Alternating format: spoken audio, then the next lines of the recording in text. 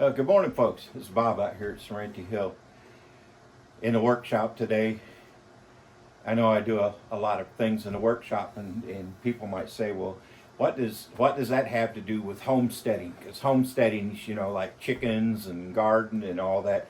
Well, I'm going to be doing. We tried a little bit of garden in some containers this year. Um, Mixed results.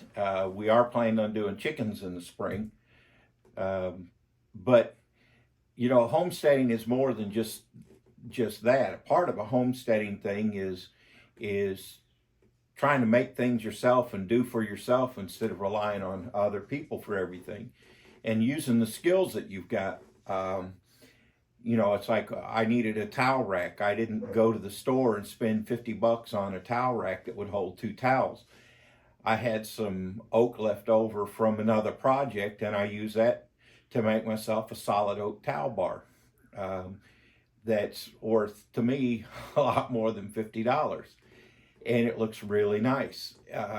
Toilet paper holder, the same thing. I looked at the price they wanted for toilet paper holders, and so I used some wood, basically, that was scraps left over from making cabinet doors, and use that to make a toilet paper holder. My wife really liked it. I made one for the other bathroom, and I've got those plans made, and I may make some of those to sell at craft fairs or farmers markets.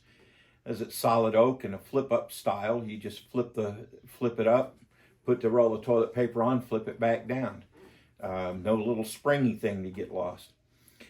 And I just finished making the final 11 cabinet doors that I needed. So on my cabinets that I built from mostly leftover lumber from other projects that I cut down, and then oak face frames from oak that I milled from a tree from my own property, and then planed down and cut to size, built my own doors. And these are raised panel cabinet doors, solid oak, and they're absolutely beautiful and exactly the right size they need to be for the cabinets. I priced it out to get ready-made to get the unfinished cabinets from a big box store, the ones with the particle board sides and back, would have run me over $5,000. To get custom cabinets, pre-finished custom cabinets put in by somebody else, would have cost me upwards of $10,000. And so I just thought, I could do a lot of stuff. I mean, $5,000 would go a long way. So I built my own cabinets. Did it take a lot of time? Yes, it took time. I traded time for money and built cabinets that are exactly what I need for our space. And most of what I used in that, I didn't use plywood for the sides, 3/4 inch plywood. I made the frame out of 2x4s and 2x6s, 2x8s, 2x10s that I cut down into sizes I needed, made the frames, and then skinned that with some 1/4 inch utility panel plywood that was really cheap, and sanded that out, stained them, and they look really, really nice. So I've got, all told, including the hardware that I used and the lumber that I had to go buy, because I did have to buy some plywood and some more 2x4s to cut down to make the frames, and did have to buy some plywood for building drawers. But all told, for about $750, I've got custom cabinets in my kitchen, and they're really solid and they're really pretty. And I don't think it gets much more homesteady than that. Then instead of shelling out all this money, you make it yourself. One of the things that the woodworking also does is everybody looks for income streams for the homestead. And so you'll see people at the farmers market, they're trying to sell the chickens and sell the eggs and sell the chicks they hatch and sell plant starts and all this, and that's all well and good, but you know, that space, at least in our area, is pretty crowded. So a part of it is, what can I do that no one else is doing? And there's a couple other people doing some woodwork stuff, but I try to make craft things and the like that other people aren't doing. The planter boxes that I made, they did real well. I've sold quite a few wooden spoons that I've made, some of the crosses, different things like that. I'm looking for some other things to make so that next farmer's market, next craft fair season, I can do that. I may go in a few weeks here. There's a Christmas event. If I've got enough stuff ready, I'll go do that. If not, well, I'll do that next year. But part of what I'm doing right now is, you see this right here, is one of the things that happened from the farmer's market. Let me get my plans out of the way. Is I've ended up with some commission builds, some customer builds, where I'm using the woodworking that I've done to outfit our house and make things for the house. Like, for instance, Deb's laundry basket was in disrepair and really need to be replaced. So what did I do? I built a laundry cart on wheels that she can wheel from one room to another. Got a little hanging bar on it for hanging stuff. And so instead of having to pick this thing up and lug it, she can just push it. And it's the same height as the washer. So, and instead of stuff being on the ground, it's up off the ground, so she doesn't have to bend as much. And I don't have that much into it other than time. And it's a beautiful, solid piece that we'll have for years and years to come. So at any rate, I'm building this customer build. I've got a bed frame that I'm making. You may look at this, think this is really strange. This is just kind of a mock-up to make sure that my corners are good. And they wanted rustic, so I've got some hickory logs from a tree that I had to cut down. And they wanted 15-inch clearance to the bottom of the bed frame.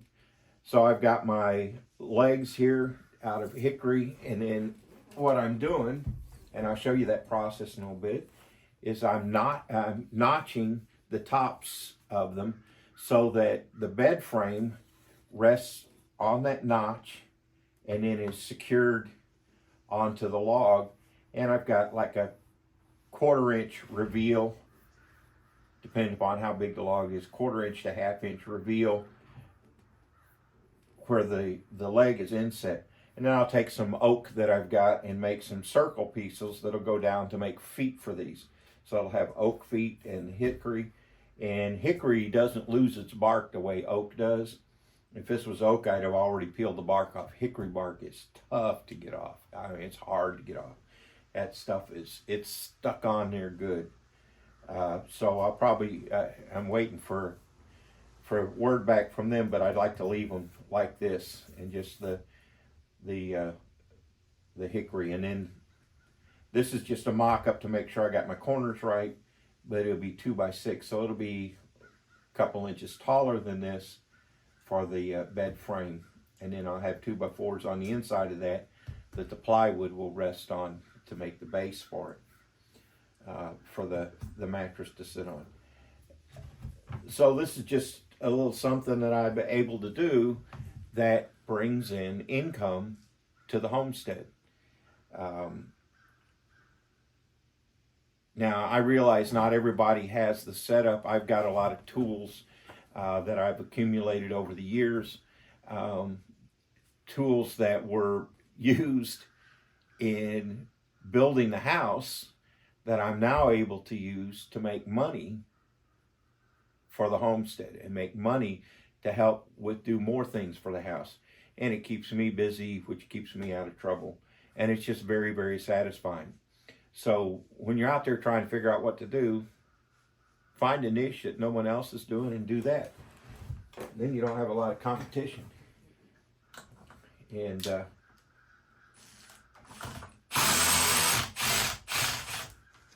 take these pieces off.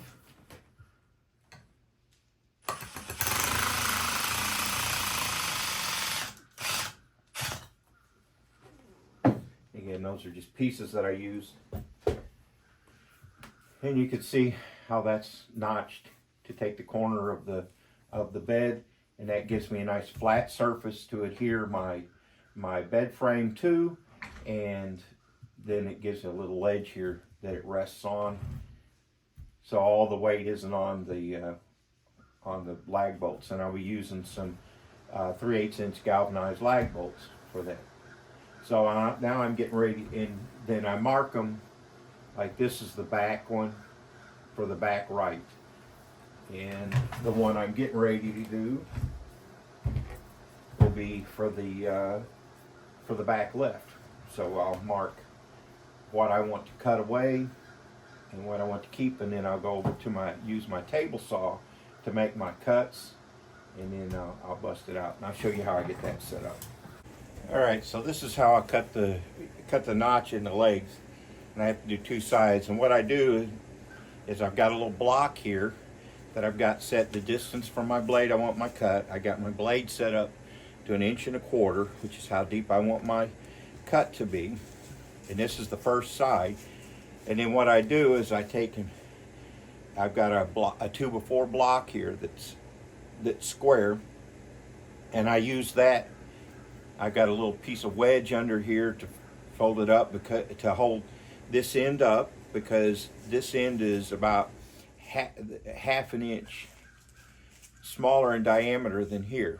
So I have to kind of prop that up to wedge it to make sure it's square.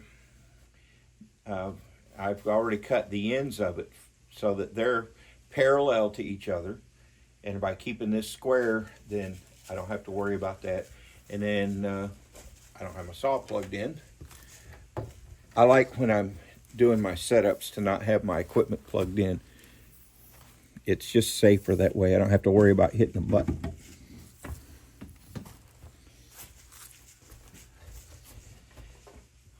And then once I've got this in, then I make some reference marks here so that I can just, as I move this over, I can make sure that I'm lined up here with this block, so my cuts will be straight. So put my glasses on.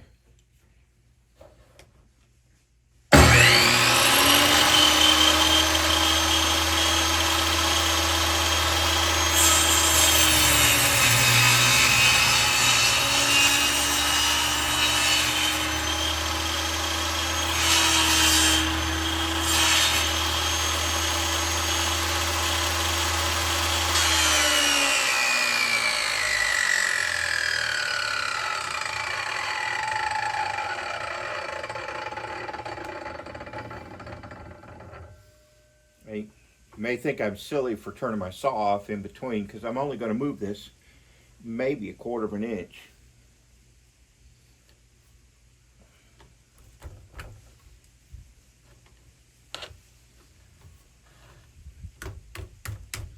And then I'll make sure my marks are referenced. But the reason why I turn my saw off is because the last thing I want to do is be down here working on my setup with this blade spinning and my hands slip and hit a moving blade. That would really ruin my day, run several days.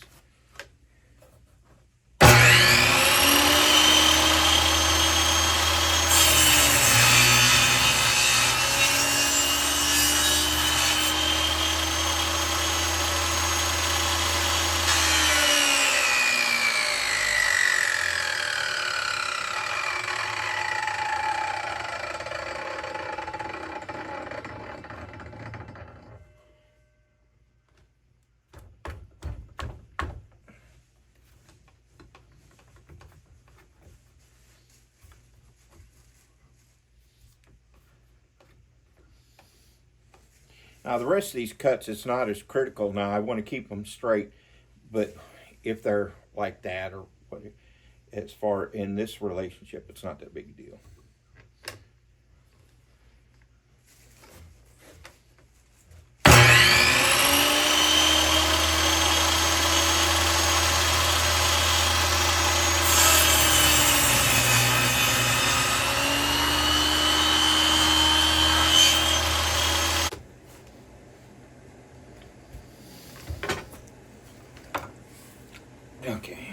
So I got my series of cuts made, and now I'll just go over to the bench and I'll use the hammer and the chisel. I'll bust these out and smooth it off.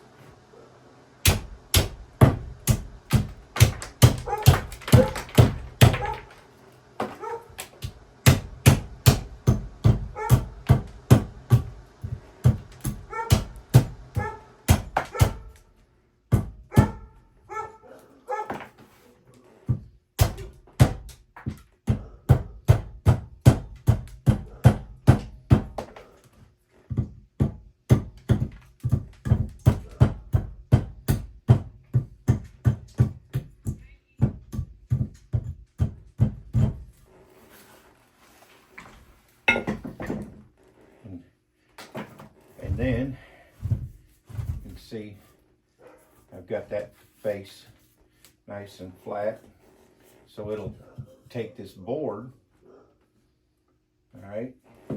But now what I've got to do is take my chisel, and I'm using this big framing slick.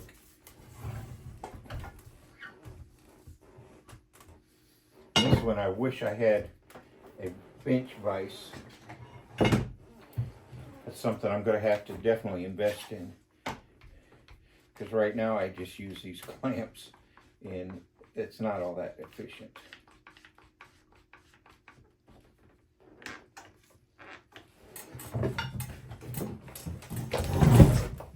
Chisel, I get a smoother surface, more in, it hogs it out pretty good. But I tell you, this hickory it's tough, and this is still fairly green. But I think if it were seasoned, it'd be even worse.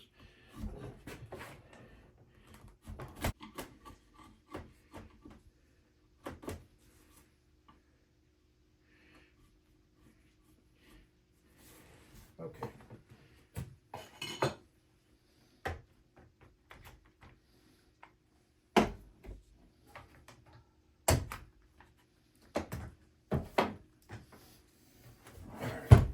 There, I've got a nice flat edge, a little ledge. This board will rest right on it, and that will be the basis for the frame of the bed. Not sitting flat because I got stuff under it. Here we go. And there you go. That's how it'll fit. And then I can look and see just how it is. I've got one little spot there that's a little bit high that I need to smooth off.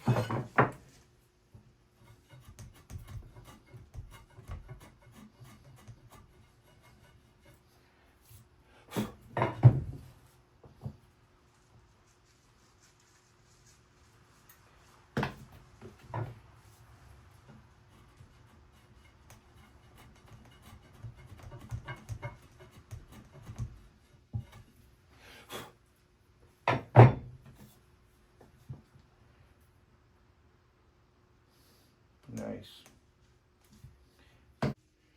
And it's nice and flush, nice and flat. And then I'll use this square edge. I use this flat edge to reference this back that I need to cut off, and that'll be the back left leg of the bed frame. All right, well, my customer decided, I can get situated here. My customer decided that instead of having the legs on the bed look like this with the bark on them, they wanted them, that's heavy. It's hickory, so it's heavy. They wanted them to look like this with the bark off. And I would have to agree, after seeing it with the bark off, this looks really nice. But the problem is, this is hickory. If it was oak, it would be so easy, because I could use a draw knife and a bark spud and just peel it off and nothing. But hickory bark, Man, that stuff is tough. It is just, it's stuck on there something horrible. So the draw knife and the bark spud just don't really touch it. So what I've gone to using, and that's why I'm outside because it kicks up a lot of dust, is an angle grinder with a flap wheel on it, a flap wheel sanding disc on it.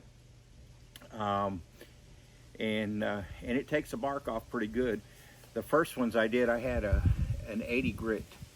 All I had was 80 grits. This is a 36. I'll see how this works. I may step up to a 60, but it creates a lot of dust. That's why I'm outside doing it. But it works pretty quickly. And I wear a dust mask. This is all I've got, but with it being outside, it's not bad.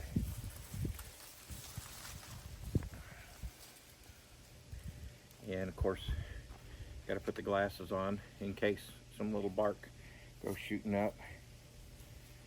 And away we go.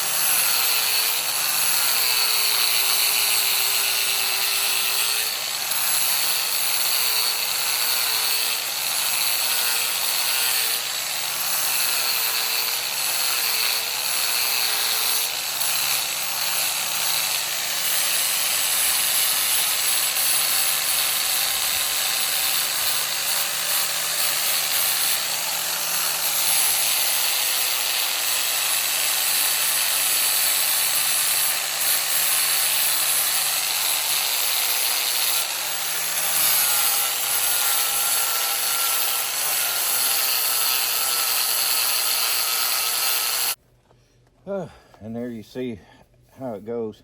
There's that thick outer bark, and then there's a yellow inner cambium layer bark, and then you get down to that white heartwood. And so I have to take all that off down to that heartwood.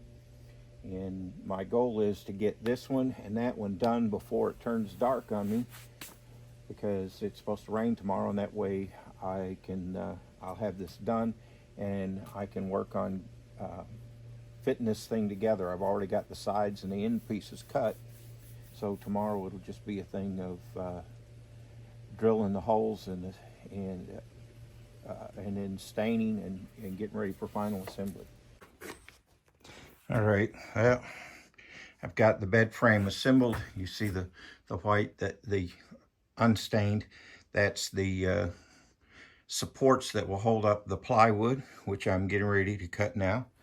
And there's what the legs look like. Get that out of the way. Here's what the legs look like with the stain.